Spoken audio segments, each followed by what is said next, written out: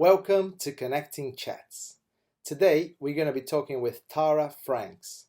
Tara is a cellist, a workshop leader, and founder of Sounds Creative Projects, a social enterprise that brings people together through music. Enjoy!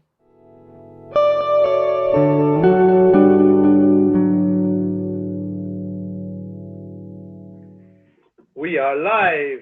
Hello, Tara Franks. Cheers to you. Fernando, cheers. Very healthy cheers on this connect. Yes. Welcome to Connecting Chats. Thank you. Thank you for having It's a me. pleasure to have you here, my dearest friend and amazing workshop leader, Tara Franks, amazing cello player, and oh, good, very happy, feel at home with you here. Thank you. We're gonna have a little chat about your life as a musician, your life as a workshop leader, teacher, and so on. There's lots to unravel today, but I would like to know, where are you from, Tara? What's your background? Where did you grow up? Whole background. So, I grew up in Oxford, where I actually am at this current moment. And yeah, so background, musical background. Yeah, background General. musical. So where did Yeah. you, So I like, what kind of music education did you have? actually, do you know, funny you asked that because yesterday I'm going to go on an aside straight away, but yesterday I was in the playground with my daughter, and they've got this amazing boat that's got these tubular bells. There's a reason for this story, by the way, that's got these tubular bells on the boat. So we were playing around with these tubular bells. And it took me back to primary school because so I grew up in Oxford and I went to like the local primary school, and I suppose like one of my first inspirations, as well as my family, but with music, was the music teacher that I had at primary school. She was called Mrs. Bennett. Mrs. Bennett, if you're still around and you ever hear this. And we did the most. So this was like 5 to 9 years old. We just had we did loads of amazing kind of singing productions and playing instruments. And one of the best things I did when I was about, I don't know, 7 or 8 or something like that, was she chose me to play the tubular bells in this piece. It was actually the EastEnders theme tune of all things. But she picked me to be the tubular bell player, and I just absolutely loved it. It was just like the Uh, best thing. But yesterday, when I was playing on these things, yeah, it reminded me of that. But anyway, so yeah, so I started. So at primary school, the we had the choice of um, cello or violin to be able to play an instrument, and that was all. I think actually prior to that, so my family are all musical. They all sing. My siblings are both actually musicians, but my parents sing and they always have, like, they love it, not as a job, but so we grew up with lots of music at home and always singing and always making up songs kind of without knowing it. And yeah, so I started playing the piano when I was about 9, maybe not that young, and then at school we had the choice of violin or cello, and I chose the cello because the cellist sat down. Very unromantic reason. I didn't think through the long term that I'd be carrying this enormous yeah. instrument around with me in the future. Failed on that front. Um, but yeah, but then obviously there's something about it I liked because I'm still playing it now. Um, but yeah, so I learned all through school, just with the teacher in school, at the local school that I went to, and then I played, like, fortunately in Oxford after primary school. Like the music at school wasn't brilliant, but the county music service um, was great. So there were really good orchestras, and I played in string quartet from when I was really young, Nice. and chamber orchestras and symphony orchestras, and I sang loads. I sang in grew up singing in this choir called the Oxford Girls Choir, which basically was set up as an alternative for because there's all the tradition of choristers in Oxford, but it's all boys. And so the Oxford Girls Choir was set up to kind of give young girls the opportunity to sing in a similar way and sing a lot of early choral music. So I grew up doing that as well. That's amazing. So did you do any other kind of informal music making apart from home? So at home you did apparently loads, right? So playing Yeah, we'd sing. We instruments, we never singing. Yeah, so I mean, funnily, like my siblings, older brother and younger sister, we all played musical instruments, but we didn't, it wasn't like, oh, we'd come together and all be like, let's play a piece of like notated music together or at Christmas or something. It was basically that we'd all be singing all the time and we'd all make something up. And if yeah, basically if you sang a tune and you were standing next to my dad, he would automatically sing a bass line along with you without knowing that that's what he was doing. It's like the harmonies had come out here, there, and everywhere. So it was kind of instilled in this quite nice informal way, even though well, I was learning formally, as were my brother and my sister. But I didn't. No, it was all classical that I did, and actually, I sort of I loved it. Something about it I obviously loved, and I was really sort of intuitively connected to the music. But I did find it, like, especially when I was a teenager, I found it a chore. I found it like a bit of a, I was going to say ball ache. Am I allowed to say that? Beep. To have to practice on a daily basis, and that is so disciplined. And Yeah. I definitely, it just definitely wasn't. I wasn't one of those young kids that was like, "Yay, I want to practice my instrument." It was really difficult to do that, and but I wanted to play with other people, and obviously you have to practice in order to be at the standard that you want to be able to play with other people. But just it was sort of like I had my social life, and then I went off to this job from a young age, which was playing music and playing in orchestras. And it wasn't until I would say more later in life that I found a place where I kind of combined the two, I suppose. Cool. And then did you go up on to study a uni, study music as well?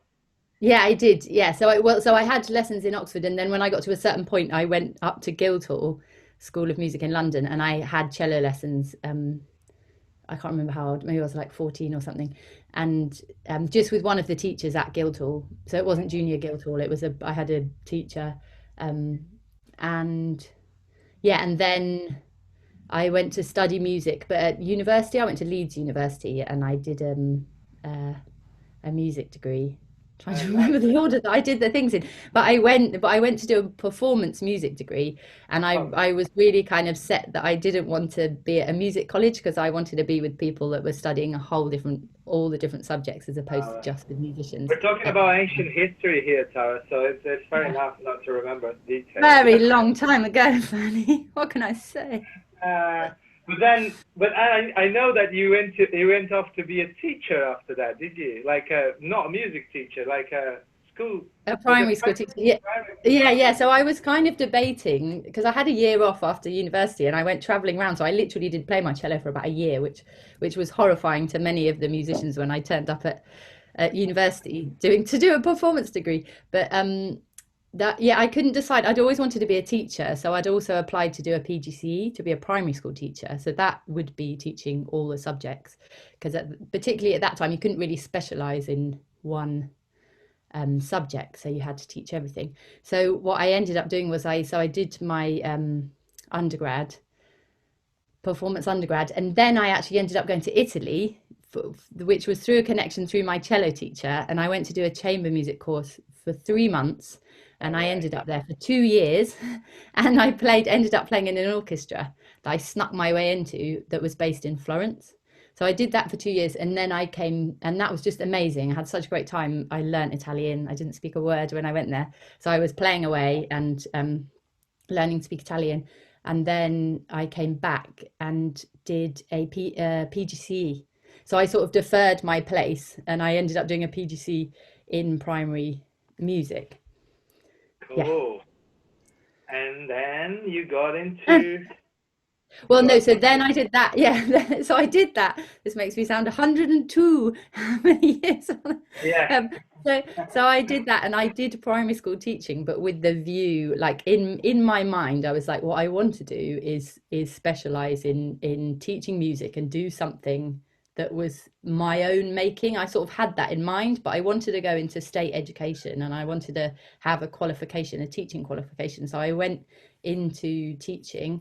Um, I taught whole class primary school for 3 to 4 years, and then slowly I dropped down to I started working for the music service, which was Islington. that I was in London. And I wrote like a recorder scheme, and I helped pilot the wider ops whole class string teaching. And I Oh, kind of nice. set up the music that I was in the school that I was in. So I started setting up lots of things, and then I dropped down to like less days and doing more music. And then it was in that period that I went to back to Guildhall to do the masters in The leadership. Masters in Leadership, where we The met. same that we did, yes. And we had amazing time there doing loads of crazy stuff.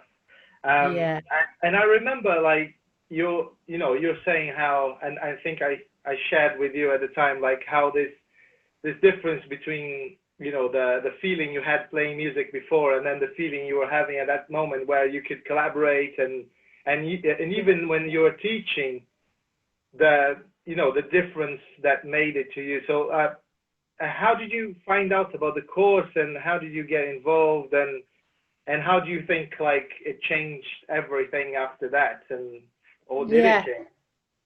So the leadership course at Guildhall, I found out because I was working in a school in Islington teaching whole class cello and violin. So it was one of the wider ops classes, and two of the leadership students, Detta and Joe, I think were doing a project in that school, and I went to see the performance that they'd done of a piece that they'd written with the song and like an instrumental bit, and I was like, "That's so cool! How did they make that?"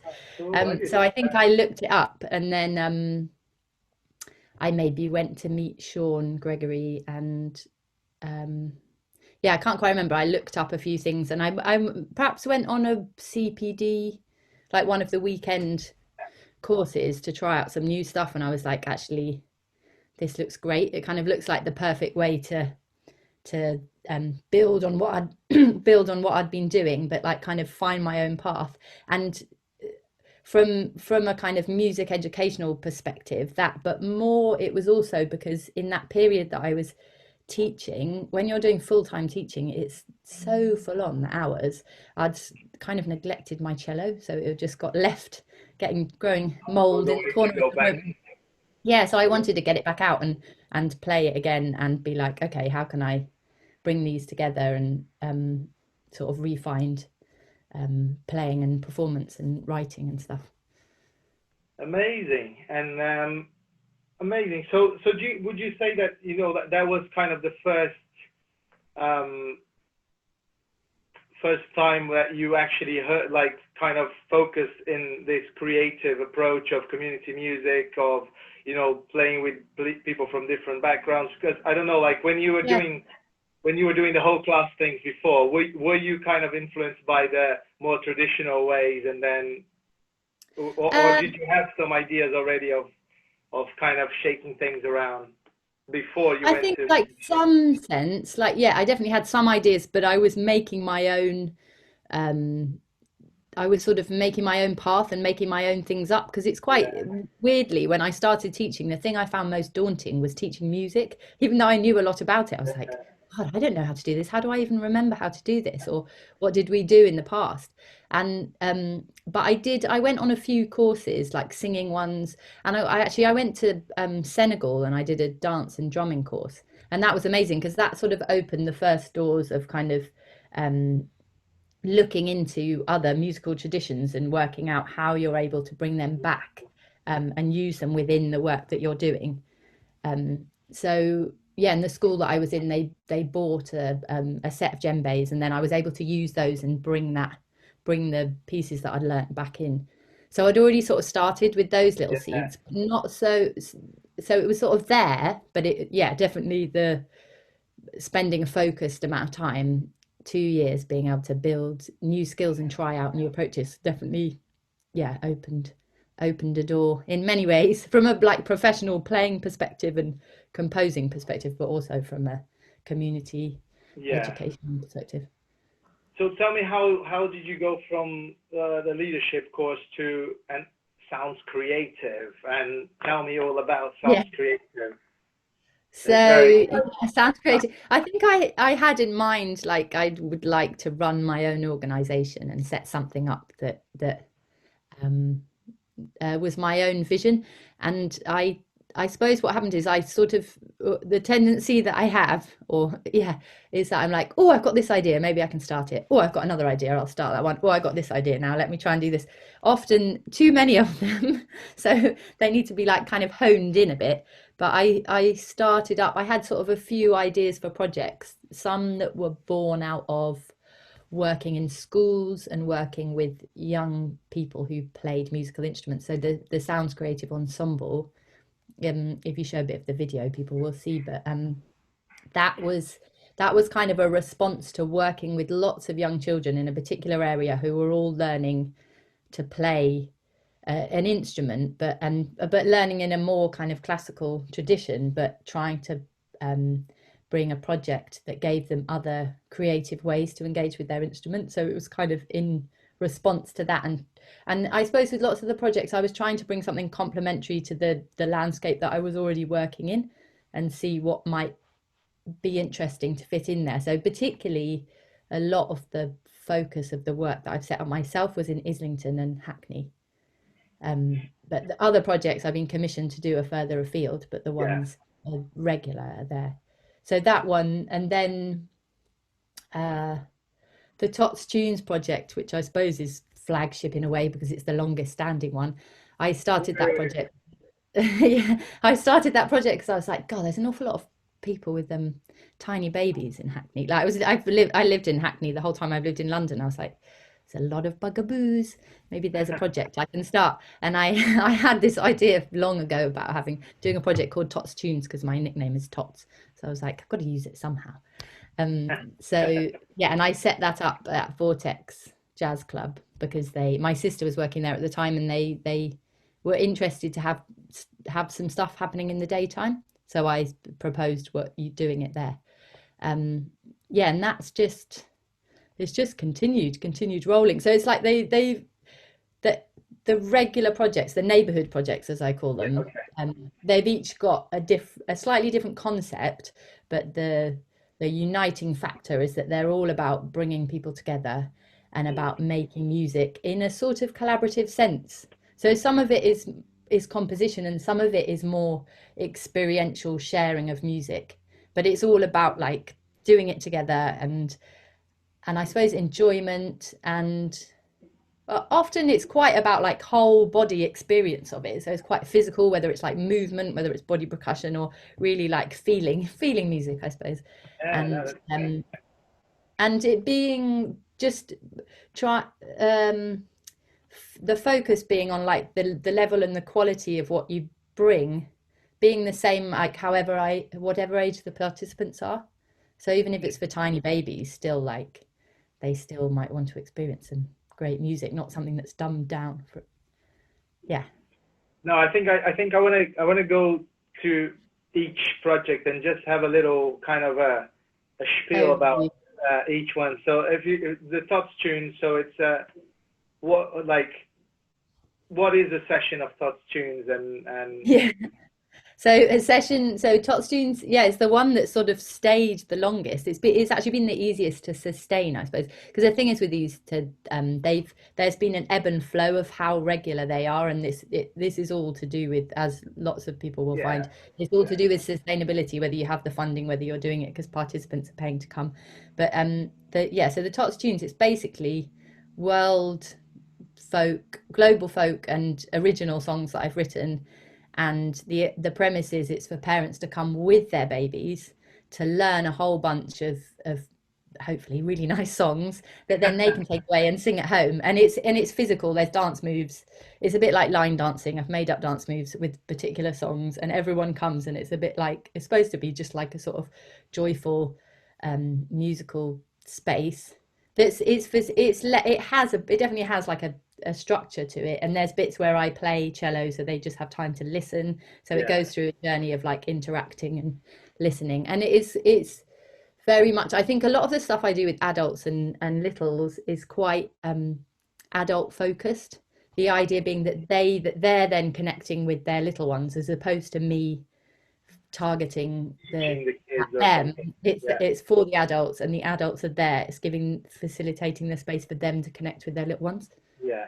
So great. So this is Tots Tunes. And then you said the Sounds Creative Ensemble was kind of something seasonal that was like half-term things, and every now and then you would get kids from different schools to make music together. Yeah, And so then, that's like that's a half-term project. And actually, I've sort of done it as well in ways that it's been a project that could take place in school, or I did it in collaboration with Music First, a charity that I worked with for 7 years.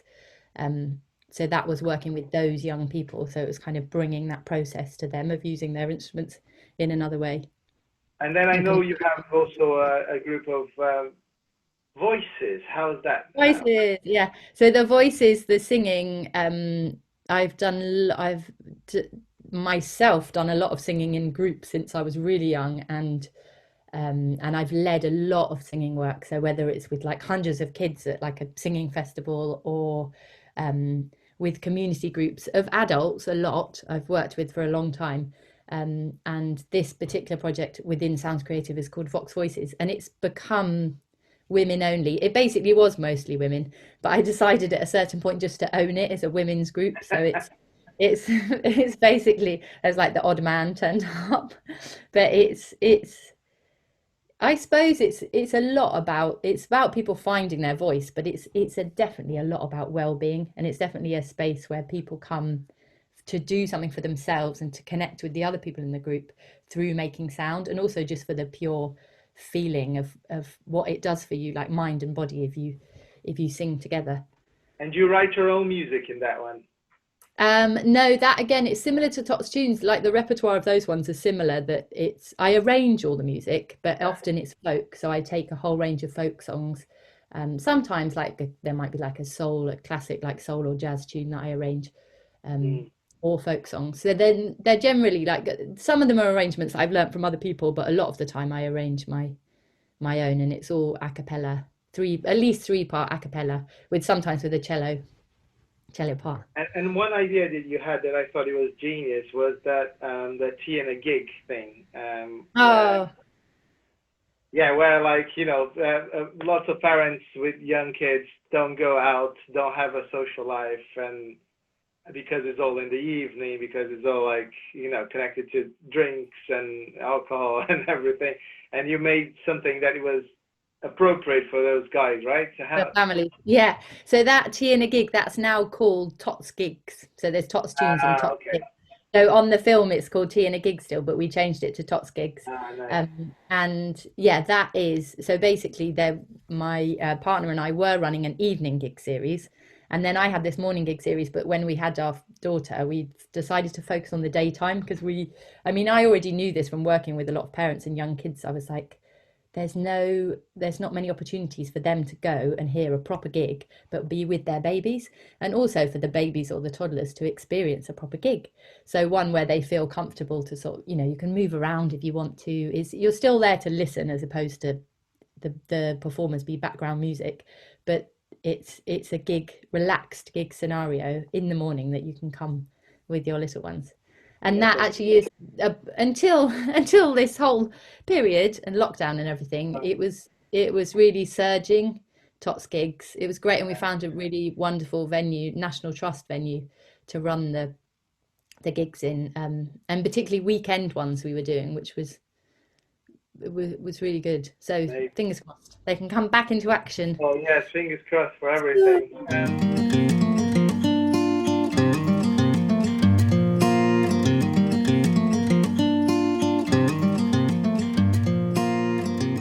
Sounds Creative Projects is a social enterprise that's about bringing people together through creative musical experiences. And it's about creating music together, or sharing music, or making sound collectively. They're all about building social connections. They're all about using music as a tool to do that. And they're all about creating inclusive, collaborative musical environments.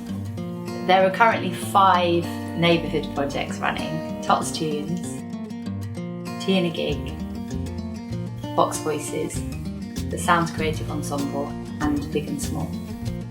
Those are regular projects that happen across Hackney and Islington, and the Conjure Your Own projects are commissioned projects. So that's about a local organisation, another charity or arts organisation coming to Sounds Creative and saying, we have these people, this space, we want these kind of connections to be developed, be those social or musical, and Sounds Creative designs and delivers a project to suit the needs of the commissioning organisation.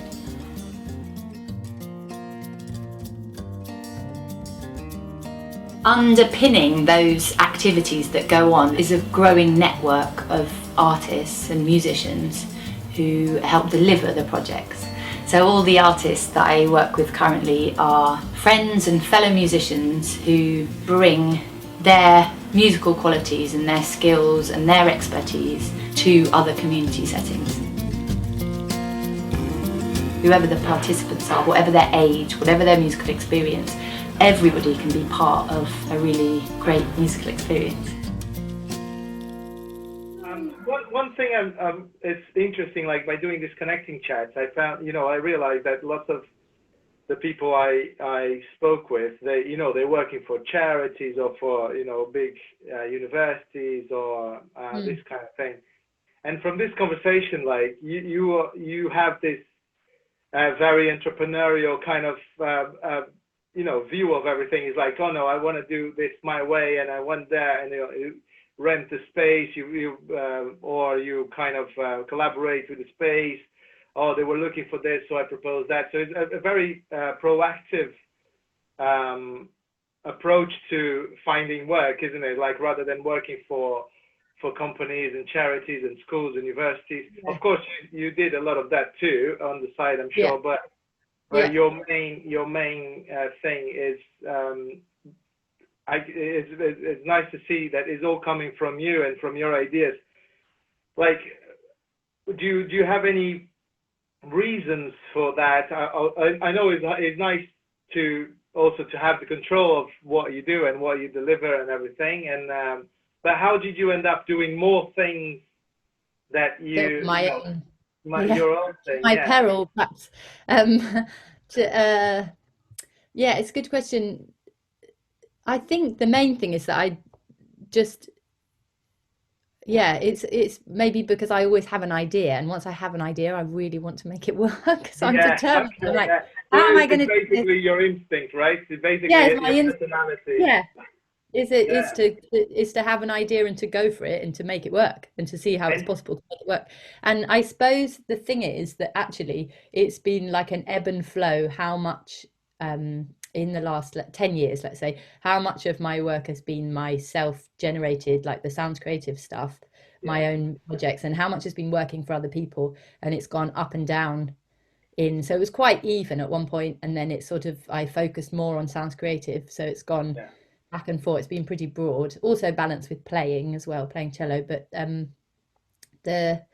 I suppose the benefit of that is it meant that I had an overview, because I've worked with lots of organizations, and then I'd worked as a teacher, and I'd worked with like councils with sort of loads of different hats on. I kind of had an understanding of the various different places and roles and how they work. So then when I'm bringing my own projects, I'm kind of looking at how can that fit into what's happening already, or what can that bring to that area, or what can it bring to that space, or who might be a great partner to work with, because I already know they might need something of this nature. So it's sort of having that idea in mind. Yeah, it does need like it's a kind of a skill, isn't it? That you can learn, but it's also like, as I said before, your personality has that already. It's like, oh, like I heard this. That's amazing to hear. It's not. I guess it is very common that, but it's also I don't know, scary, and people find it difficult. And it's quite exhausting. Yeah, because you work with funding. But you don't normally work with funding, like you work mainly with like daily kind of per event. I don't know how to say this, but like people pay to do your thing, isn't it? Yeah. So majority of income is from ticket sales. The downfall, so it's all managed through that process. I suppose the downfall of that being, which is something I thought about a lot is then the type of audience that you're appealing to, and not being able to bring in other people. But what I've tried to do often is work with partnership organizations. So I get bits of match funding, which with the Sounds Creative Ensemble, it gave match funding for a certain number of bursary places Yeah, for this is amazing. talented kids to be able Yeah. to come. Yeah. But No, so that's it's great. sort of that whole process. I'm really into that whole idea of, I suppose, yeah, it's like that, the entrepreneurial thing of how you can, like, ticket sales and creating like events, whatever, or workshops or whatever the kind of thing is, having your partner organization that you work with that could support bursary places. And then the third thing is like the venue that you work in. And I've always been really into choosing venues that are slightly unusual for the type of project. So the Tots Tunes being in a jazz club, or the singing group being in a yoga space. So it's like something that's giving a different message, and it's also bringing a group of people into a space that they might not otherwise go Yeah, into. So that's that's the amazing. sort of general, that's the idea anyway Yeah. of it. No, that's brilliant, Tara. Thank you so much. We're coming to the end of our chat, and there's inspired We by knew we'd get to ramble, Fernie. yeah, as you probably remember, like inspired by our Gambia trip, which we didn't go together, but we did go in Yeah. different years at Guildhall. I always have this, like the Gambian guys used to say, feel free. So I have a few feel free moments in the chat where I always say, like, if you want to give advice, or if you want to complain about COVID crisis, or if you want to say something that one day you tried to say and someone interrupted you, and now you want to say that's not related to anything we chat, you can choose whatever you want to say and use the feel free moment in connecting chat. So feel free, Tara. Keep your positivity and be determined. If you want to make something happen, you can make it happen.